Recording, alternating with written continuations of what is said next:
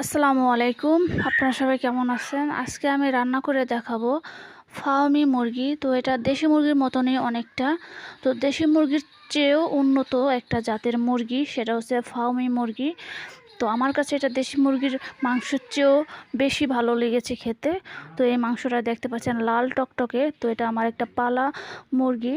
তো এটাকে আমি পুষেছি এই মুরগিটাকে। তো এখন আমি এই মুরগিটাকে রান্না করে আপনাদেরকে দেখাবো। তাহলে চলুন দেখে নিই কীভাবে রান্নাটা করতে হয়। তো রান্নাটা তৈরি করার জন্য আমি এখানে কিছু উপকরণ নিয়েছি। এখানে নিয়েছি টমেটো, পেঁয়াজ এবং আদা এবং রসুন, জিরা। তো এখানে আমি আদা রসুন জিরাটা আমি শিলপাটায় বেটে নেব। তো আমি মুরগির মাংসটা এখন আমি সরিষার তেলে রান্না করব। তো এখন আমি পেঁয়াজ কুচিটা দিয়ে নিয়েছি। তো এখানে একটু বেশি পরিমাণ পেঁয়াজ কুচি দিয়েছি, যেহেতু আমি এটাকে ভুনা করব আর কি। তো অরিজিনাল সরিষার তেল আপনারা বুঝতে পারবেন খুব সহজেই। সেটা হচ্ছে আপনারা যখন কড়াতে রান্না করা শুরু করবেন, তখন পেঁয়াজ অথবা রসুন যে কোনো উপকরণটা আপনি দিবেন, তখন কি হবে, প্রচুর পরিমাণ ফেনা চলে আসবে। তাহলে বুঝতে পারবেন যে এটা একটা অরিজিনাল সরিষার তেল, খাঁটি সরিষার তেল।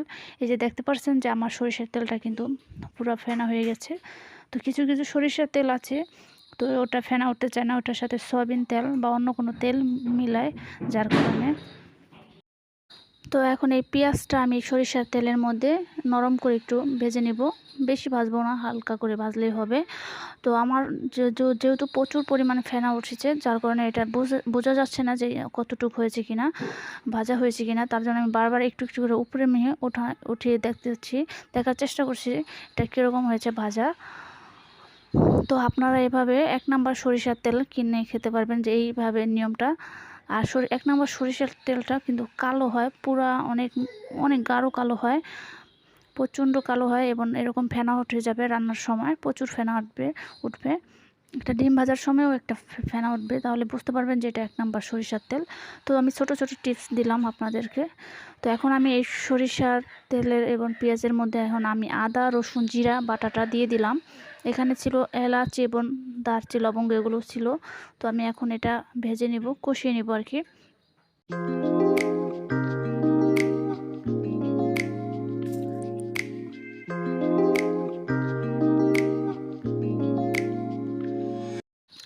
এখন আমি হলুদের গুঁড়া দিয়ে দিলাম পরিমাণ মতো।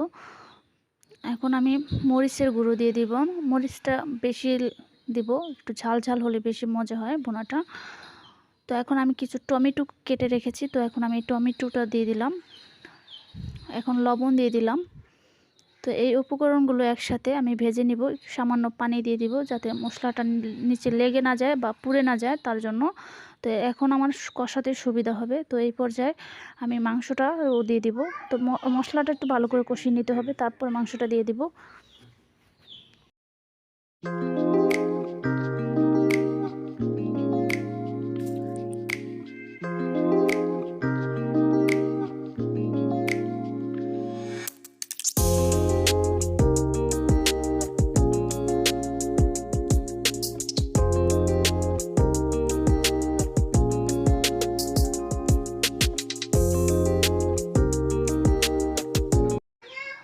তো দেখতে পাচ্ছেন মশলাটা কিন্তু কষানো হয়ে গেছে আর কি, মানে কষিতে কষিতে লাল হয়ে গেছে। তো এই পর্যায়ে আমি মশলা মানে আদা রসুন দিয়ে লবণ দিয়ে এই যে মাংসটা মেখে রেখেছিলাম, তো এখান থেকে হালকা লালচে পানি বের হয়েছে। তো আমি পুরোটাই দিয়ে দিয়েছি, ছেঁকে আর দিয়ে নেই, একসাথে দিয়ে দিয়েছি, যেহেতু এটা আদা বাটা আর রসুন বাটার একটা পানি, তার জন্য আমি দিয়ে দিয়েছি। তো এখন আমি এই মশলার মধ্যে আমার মাংসটাকে সুন্দর করে কষিয়ে নিব।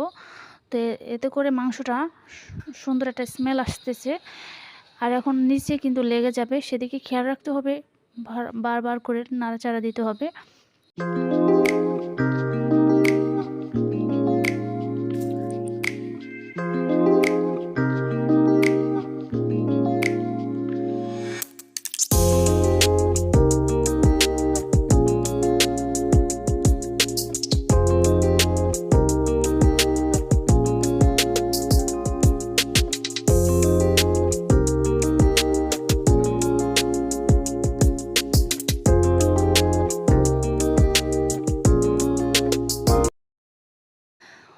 মুরগির মাংসটা একটু হার্ড হয়, একটু শক্ত হয়, তার জন্য আমি পানিটা একটু পরিমাণে বাড়িয়ে দিলাম যাতে সিদ্ধ হতে সুবিধা হয়।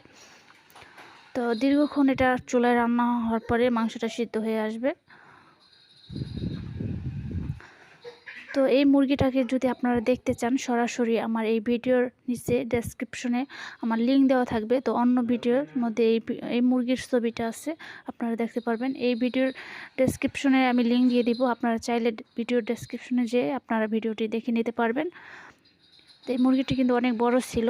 তো দেখতে পাচ্ছেন আমার রান্নাটা মানে বলক চলে এসেছে, মুরগিটা সিদ্ধ হবে। এই বলক আস্তে আস্তে এই পানির মধ্যে মুরগিটা পুরোপুরি সিদ্ধ হয়ে যাবে। তো আমি পুরো পানিটা শুকিয়ে নেব, যেহেতু মুরগিটা ভুনা ভুনা করব।